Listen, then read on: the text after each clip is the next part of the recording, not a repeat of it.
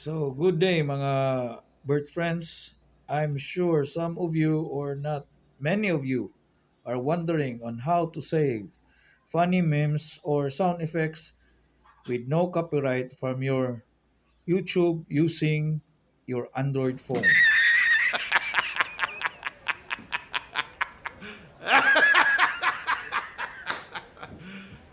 You serious?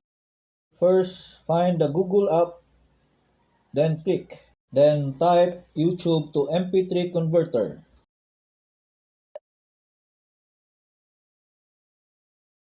Once you locate the YouTube to MP3 converter, click it, then you will see YTMP3. Leave it for a while, then you need to go back to your YouTube app. Type funny memes video without copyright. Search for the video you want to download. I suggest search for funny memes that are less than 5 seconds or 10 seconds at most. The shorter it is, the easier to download. Let us try this meme. Oh wow.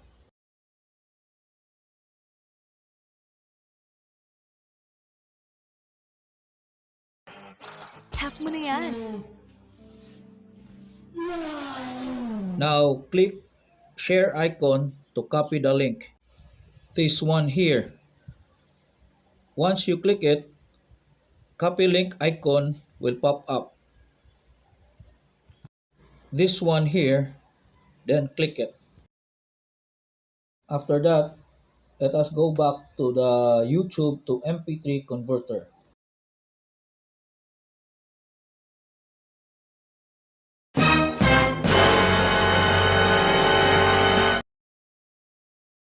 Once you are there, paste the link. Then if you want to download sounds only, click MP3. If you want to download videos, click MP4. Then click convert. Then click download.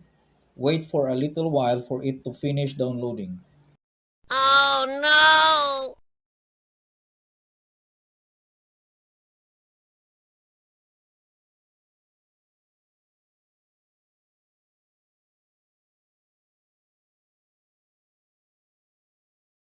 Once done, go to your gallery and check if it was successfully downloaded.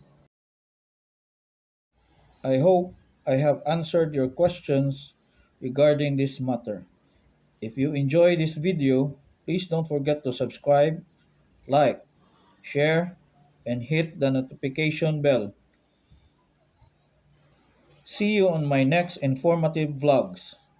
Enjoy downloading. Thank you mga bird friends.